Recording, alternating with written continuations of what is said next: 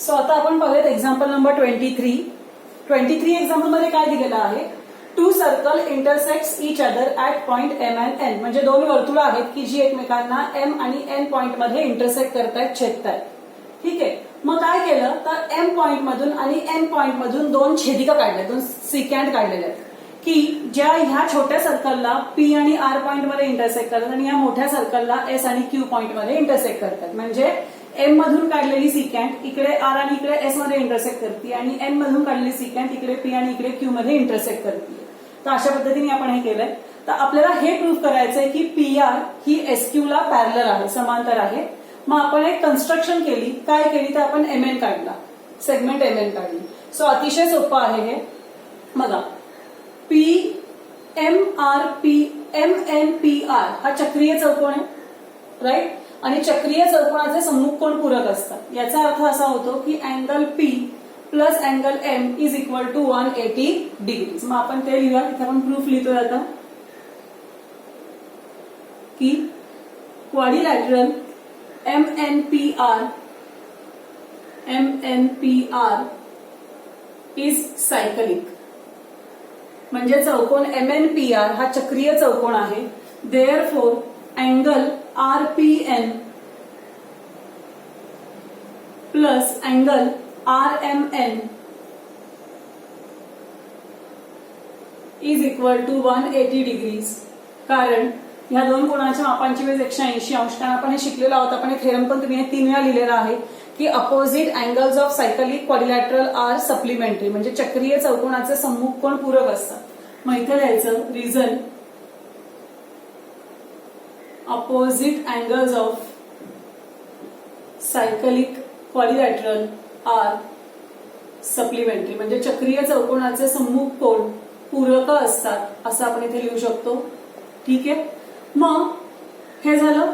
आता MNQS हा पण चक्रीय चौकोन आहे, हा पण सायकलिक क्वाड्रिलॅटरल आहे. त्याचा हा एक्सटिरियर अँगल आहे, बाह्य कोन आहे. आणि जो बाह्य कोन असतो तो त्याच्या इंटिरियर अपोजिट अँगलशी कॉन्ग्रुएंट असतो. म्हणजे हा जो अँगल आहे तो ह्याच्याशी कॉन्ग्रुएंट असणार आहे, हे पण आपण पाहिलं होतं.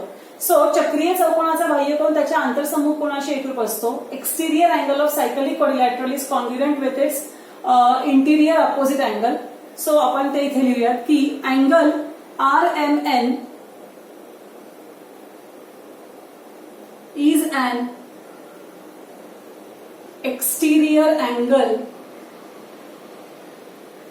of quadrilateral MNQS of cyclic quadrilateral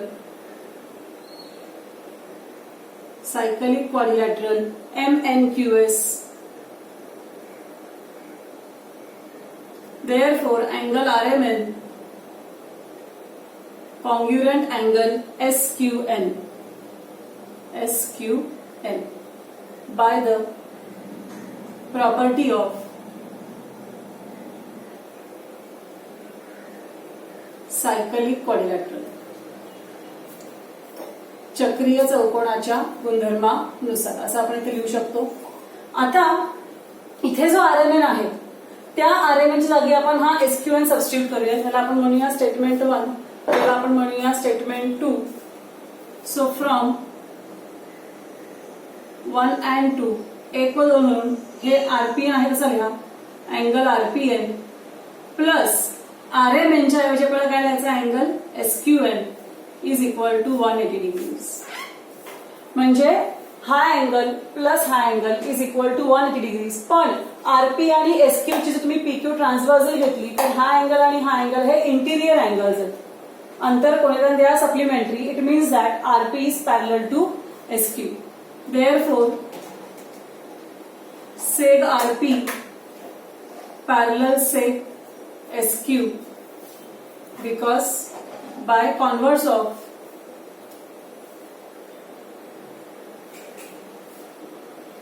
interior angle taste.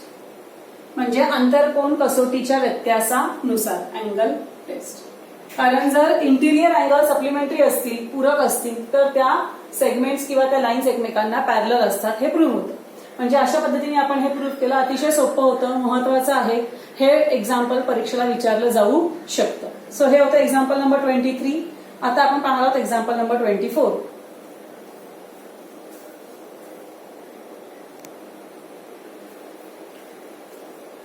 So let us see the example number 24. Example असं आहे, 2 circles intersect each other at point A and E. म्हणजे 2 सर्कल्स आहेत, हा छोटा सर्कल आहे, हा मोठा सर्कल आहे.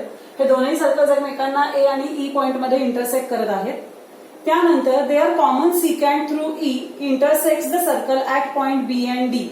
मग काय केलं, ह्या ई पॉइंट मधून एक कॉमन सिकॅन्ड काढलेली, एक सामायिक छेदिका काढलेली की जी या छोट्या सर्कलला बी पॉइंट मध्ये आणि मोठ्या सर्कलला डी पॉइंट मध्ये इंटरसेक्ट करत आहे ऍट पॉइंट डी.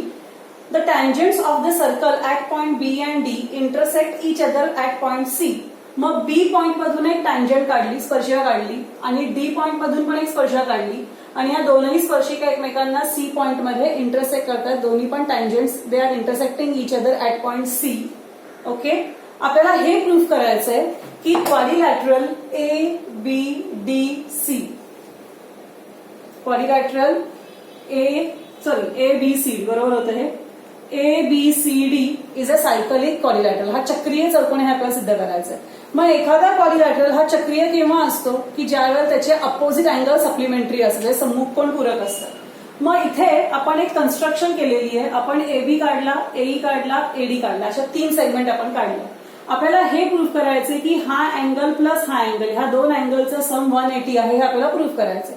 मग मगाशी जे आपण एक्झाम्पल नंबर 22 मध्ये केलं होतं सेम इथे आपण करणार आहोत की हा जो अँगल आहे ई बी सी म्हणजे हा अँगल, किंवा ईबीसी म्हणूयात, अँगल ईबीसी म्हणा किंवा डीबीसी म्हणा, अँगल डीबीसी हा अँगल हा ह्या अँगलशी कॉन्ग्रुएंट आहे. Because angles in alternate segment, एकांतर वर्तुळखंडातील कोन. This is the angle because of tangent secant, this is the inscribed angle. मग इथे आपण प्रूफ लिहूयात.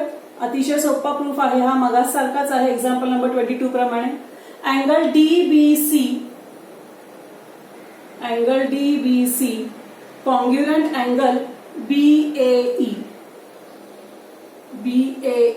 Reason angles in alternate segment, एकांतर वर्तुळखंडातील कोन. अँगल्स इन ऑल्टरनेट सेगमेंट, एकांतर वर्तुळखंडातील कोन, याला आपण म्हणूया स्टेटमेंट नंबर 1. सिमिलरली हा जो अँगल आहे हा ह्या अँगलशी कॉन्ग्रुएंट असेल. Angle B D C congruent angle E A D. Same reason, angles in alternate segment, angle B D C congruent angle E A D. Angles in alternate segment, त्याला म्हणूया आपण स्टेटमेंट नंबर 2. आता हा खालचा triangle घ्या बी C D, तिन्ही अँगलचा सम 180 असणार आहे. मग in triangle B C D angle C B D किंवा D B C, angle D B C plus angle B D C plus angle B C D is equal to 180 degrees. Reason आहे angle sum, property of triangle, म्हणजे त्रिकोणाच्या कोणाच्या बेरजेचा गुणधर्म. ठीक आहे. मग आता आपल्याला माहितीये डीबीसी कोणाशी कॉन्ग्रुएंट आहे, बीएईसी. मग इथं डीबीसीच्या ऐवजी बीएई लिहा, प्लस बीडीसी कोणाशी कॉन्ग्रुएंट आहे, ईएडीशी. मग इथे बीडीसीच्या ऐवजी ईएडी लिहा, sorry, plus angle BCD is equal to 180. आता ह्या दोघांची ऍडिशन करा. बीएई प्लस ईएडी हा पूर्ण अँगल होईल, म्हणजे अँगल बीएडी होईल पूर्ण. मग but angle BAE plus angle EAD is equal to angle BAD. मग इथे तुम्ही सबस्टिट्यूट करू शकता ह्या दोघांच्या ऐवजी angle BAD. Therefore angle BAD plus angle BCD is equal to 180 degrees. म्हणजे झालं की बीएडी म्हणजे हा अँगल प्लस अँगल बीसीडी म्हणजे हा अँगल, ह्या दोन्ही अँगलचा सम 180 आहे. मग इथे लिहायचं therefore opposite angles of quadrilateral ABCD are supplementary. म्हणजे जे चौकोन ABCD आहे त्याचे सम्मुख कोण पूरक आहेत, are supplementary. Therefore, quadrilateral ABCD is a cyclic quadrilateral किंवा is cyclic म्हणजे म्हणून चौकोन ABCD हा चक्रीय आहे. तुम्ही हा रिझन लिहू शकता बाय कॉन्व्हर्स ऑफ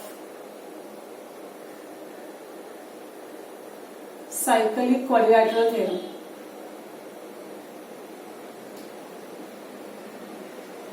म्हणजे चक्रीय चौकोनाच्या गुणधर्माच्या व्यत्यासानुसार. हे तुम्ही ते कारण लिहू शकता. सो हे होतं एक्झाम्पल नंबर 24. सो अशा प्रकारे आपला हा चॅप्टर संपलेला आहे, third chapter circle. I hope सगळ्यांना हा चॅप्टर कळला असेलच. पुन्हा यातल्या एक्झाम्पल्सची रिव्हिजन करा आणि जास्तीत जास्त प्रॅक्टिस करा, म्हणजे तुम्हाला हे प्रकरण हा चॅप्टर अवघड वाटणार नाही.